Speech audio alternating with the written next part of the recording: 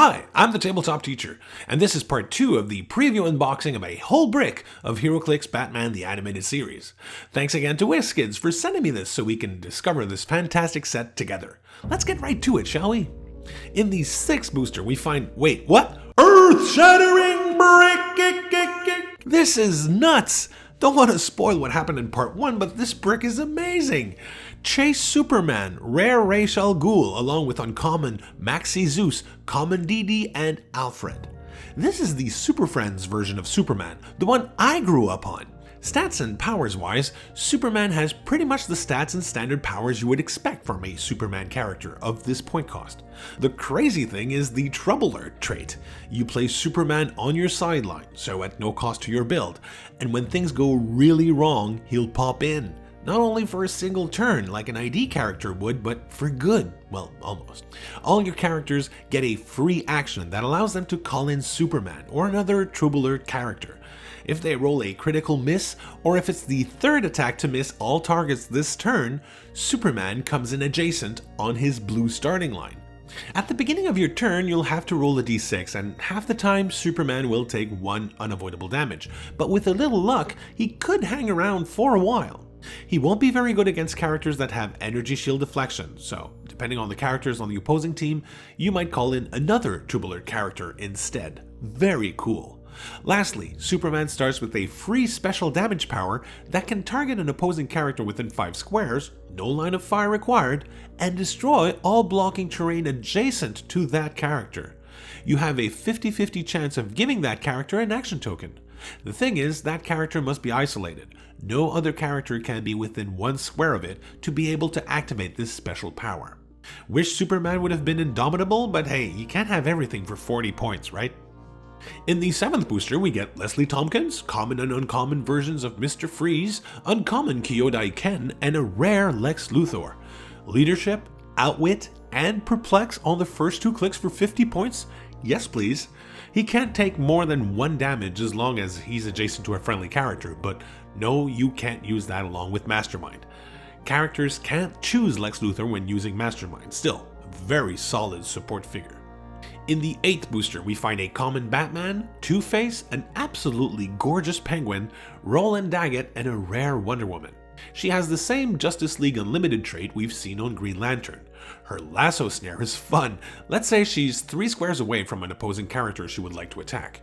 You roll a d6, and if you roll higher than a 3, you place that character adjacent to Wonder Woman, and you may then make a close attack.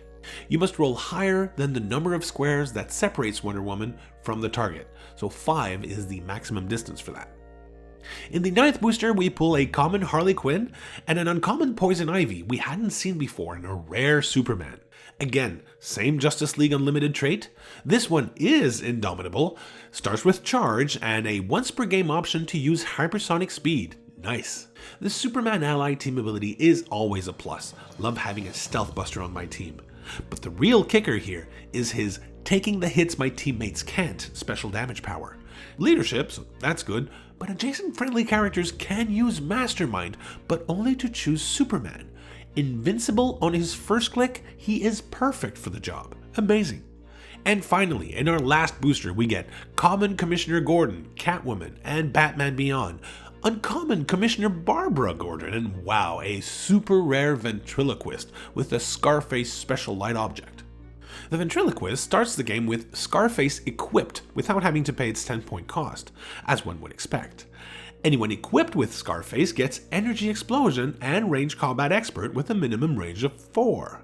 On top of that, when the Ventriloquist is equipped with Scarface, he can use Leadership and Mastermind. Again, makes a ton of sense with the character. When the Ventriloquist succeeds that leadership role, you may generate a suited henchman instead of removing a token. Perfect for Mastermind. Crazy good. Those suited henchmen are going to be precious common figures to pull.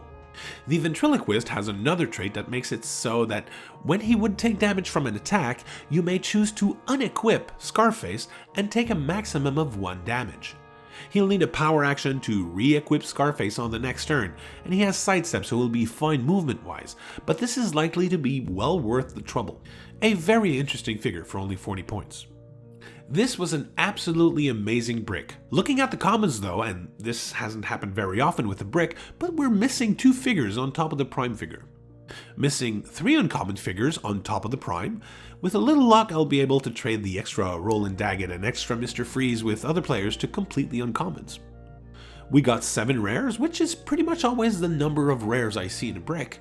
3 super rares, including the prime, along with a chase, is simply amazing. I'm super happy with this brick. I was told by one of the players at my shop that every brick has a chase. I can't confirm that for you guys, but it does seem to make sense with there being 12 chase figures in this set. In any case, which character are you hoping to pull? Share your thoughts in the comments below. Make sure to like this video, subscribe to the channel, and support it through Patreon. And as always, thanks for unboxing with me.